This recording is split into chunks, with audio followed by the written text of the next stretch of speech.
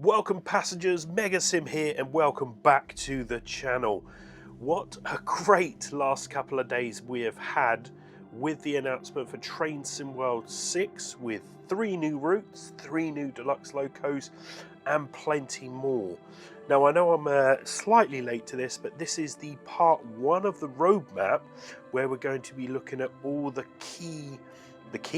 core features and different things to do with Train Sim World 6, which will be coming next month. So as you can see from the roadmap, there's a lot of stuff going on, which we'll be looking at, where we've got new add-ons coming, we've got the free starter pack, we've got the improvements, then we have a few of these arriving after Train Sim World 6 launch. But let's dive into our first part, which is looking at the 3 new routes and 3 new deluxe locos. So let's start off with the UK, the Exeter to Plymouth Riviera line. So as you can see from the images, we have got an epic journey. 60 miles, 14 stations, Exeter St David's. We've got the Dawlish seawall. We've got the Paignton Riviera line, branch line as well. And the lovely red rock round there. We've got the Class 802, both the long and short variants, so the 0 and the 1 variant. And also we have the Class 150/2. As you know, we had the Class 150 on the Cardiff network. So that was something, sorry, apologies, I'm just a bit nasally and allergies today. But yeah, we've got the Class 150 from Cardiff, but a lot more work has gone into that train. Hopefully that's going to be backdated to the Cardiff one as well, but yeah, there's been a lot of work going on with sounds and the visual side of things for that train, especially with that 802 as well, because, you know, before we had the 801, which was electric only, so yeah, we've got an 802 which is the bi-mode train on here. And with the deluxe loco, the wait is over.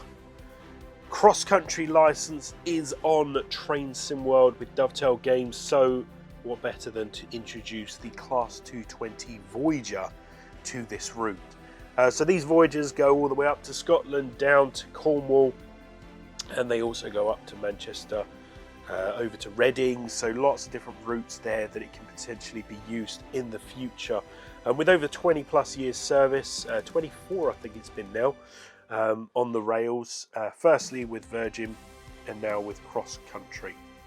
This is the 220 variant, which is the non-tilting version, but Cross Country do have 221s, but their tilting has been switched off, so I just want to mention that, that even if there was a 221, it would still be non-tilting, but there are some changes, especially with the bogies and things on there. Anyway, so yeah, we've got a great deluxe train to look forward to. Also with free roam, being able to move that around to different parts of the country. You know, up in Scotland, into Birmingham Cross City, you know, there's a lot of stuff in there. Will we see some timetable layers for it? Possibly in the future. It could be backdated, I don't know. We will find out in due course for that. Now, I forgot to mention that, you know, both the 150 and the 802 do have guard mode, and the Voyager has guard mode as well. But I just wanted to mention, because this is something that somebody brought up to me quite a few weeks ago, is that the train manager, the guard on a Voyager, on a cross country, doesn't actually control the doors. It's the driver that controls the doors. So if you ever listen, you can hear the buzzer, and it's the train manager going, driver, close the doors. It goes beep beep, and then the doors close, beep beep, and then it kind of goes. So they only have control of their own doors. So will that come to Train Sim World? I'm not sure. Hopefully it will, because that is more lifelike than the standard guard mode that we have at the moment. But I just thought I'd mention that, because that is a good thing in there. But no, some great screenshots there. But let's go to our next country. and that is the Morristown line. So we're going to the US of A for the New York and Hoboken to Dover. So we've got 40 miles from urban New York City through to rural Chatham and Dover. No, not in Kent, in the US of the A. So we have 22 stations, and we have 3 types of trains.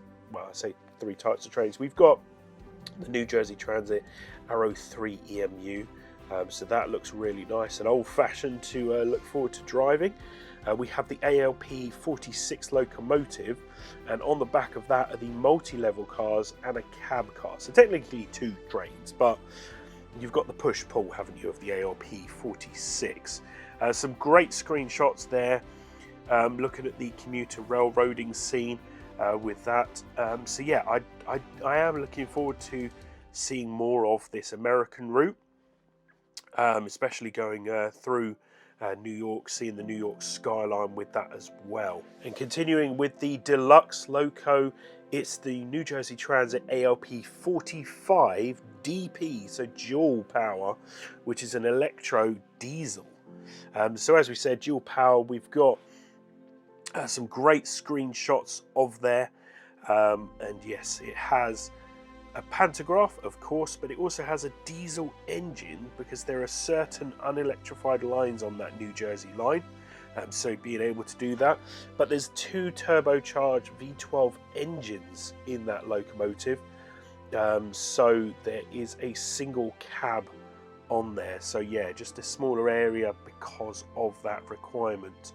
But no, some great screenshots of there, and also just to say that you are able to draw the power from Morristown's 25 kilovolt and Newark's 12 kilovolt setup, so you are able to operate it from Hoboken and from New York Penn. So yeah, nice one there. Dual power mode, again something similar to the 802 that we're getting. So 2 dual power mode trains that we've got for TSW6. And heading back across the pond, we go back to Germany, to the Bahnstrecke Leipzig to Dresden. So this is the oldest long-distance railway in Germany, and as we said, we can go all the way to Leipzig with the modern ICE and also with the regional and freight traffic. Now, we did actually receive part of this route in TSW 2 rush hour. That was the Nahverkehr Dresden Riesa line, but this is a new updated route which overhauls it, revitalizes that entire experience, and extends the track to a total of 160 kilometers with over 40 stations in length. So there's a lot of changes there, where we've got those extensions via Friedenstadt, and then we've got an expansive freight yard with that, and then that fast bit to Leipzig as well. So yeah, some really good shots that we've got on here with the trains that we're getting with this. The DBBR 411 7-car ICE T, which tilts, but the T doesn't mean tilt. We've got the Talent 2, the 442. We've got the DBBR 146 with the Dostos, the Doppelstockwagen. And then we've got the DBBR 185 and Freight. This will also come with the Nahverkehr Dresden. So it actually gives you that additional pack of trains to be able to use this line, so in more, more layers and things like that. So yeah, quite a chunky route. I think we're getting that at the moment. A lot of the German routes are very chunky. Hopefully the frame rate and things like that will be okay with it, but I just wanted to say that they are getting a lot chunkier. Anyway, let's have a look at this deluxe loco, and that is the DBBR 294 diesel shunter, which originally was called the V90. So a shunting loco, unlocking new gameplay across those yards and industries, and with some classic diesel power. They were built in the 60s and 70s, heavy shunting locomotives, and then in the 90s they had a fleet overhaul. So 290 of them were rebuilt and reclassified to that 294. So even though they are quite old, and there are multiple locos that have been retired from that in favour of new traction, they are still working today with local train duties, etc. But some great screenshots of that. So yeah, really nice deluxe loco to include. hopefully will be layered in on future German routes as well. So they were our 3 new routes and 3 new deluxe locos. So let's have a look at these core new features. Features. So expect the unexpected. There were a lot of requests over the years from TSW6, and one of them was random events. So we're looking at random events for this part. So first of all, we got signal delays. So that would be quite nice. Updating the signal clearance, waiting a few seconds longer than expected, with a knock-on event effect over the long journey. Or maybe stuck behind AI trains on the network. So new challenges and situations. So that is a really nice new event that I'm looking forward to. Temporary speed restrictions would be the next one. So looking at random events with those safety restrictions randomly placed across those tracks. So we may have to adjust our speed for a short section of that track as well. Those 2 random events were top player requests in the winter survey. But if you don't fancy the chaos, well, you may want another level of challenge or possibly a smoother journey. But you can turn these random events on or off. Now, another new feature was train faults. So players will experience a wide range of faults on their trains, things like stuck broken wiper blades, headlight malfunctions, dynamic brake failure, tilt faults, and many more. The reason why I'm saying many more is because Dovetail will introduce this to TSW6, but all the other third parties or any future routes may have different types of faults depending on the train or depending on what's going on. So as you can see, tilt faults for the ICET, I'm guessing, but it could be a fault on an entirely new route that we haven't seen yet. So that is really nice. I like the sound of that. So random faults as well, not just the same old faults possibly. And also random events, and train faults, they can be toggled easily. So the second most highly voted core feature that people wanted was platform and train announcements, and we got them. So fully integrated, the PIS, the passenger information screens and tannoys around the trains. So yeah, they'll be able to flow in and out of stations, played audibly, and an extra level of realism on there. So yeah, I'm really loving the announcements that we're listening to. We'll probably hear more about that.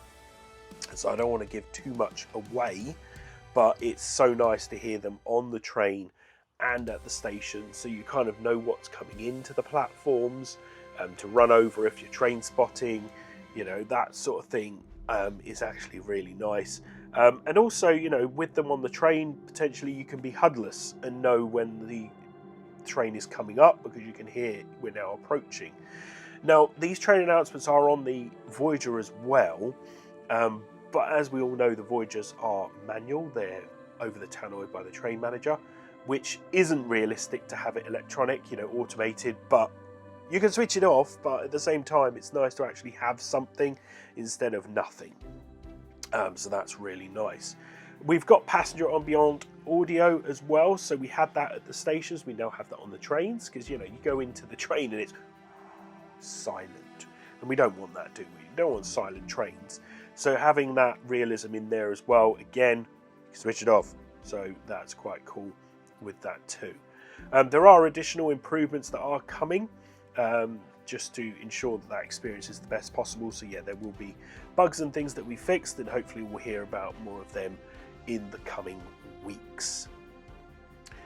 So with the training centre, we know that the training centre is going to be available free for 6 weeks, and there is a new locomotive being added, the SD40-2 US locomotive.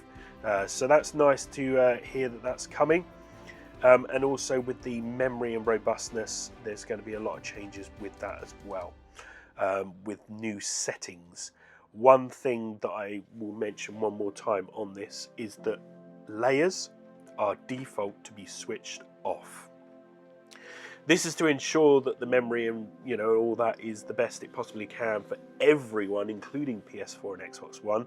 But there is a toggle all to be on, or you can go into each line each route and turn them on individually, but it is default off to help with that. There is a load of stuff about the free starter pack, but we kind of already know that. If you're watching my video, we know what the free starter pack will entail. But there are the core bundles with the standard, deluxe and special edition, which you can look at online. And yeah, that's pretty much it with the roadmap. There is a second one coming tomorrow. Well, tomorrow is today. Looking at all the new ticket routes that are coming. So we've got the Birmingham Crew, we've got the Portuguese route, we've got the Czech route, we've got the Japanese Tadami line, you know, all really good stuff. I will admit I might not be able to do that video until if I can do it today I will, but if not, it might be Friday night, just because I've got stuff on, family stuff and things like that. But hopefully you enjoyed this video.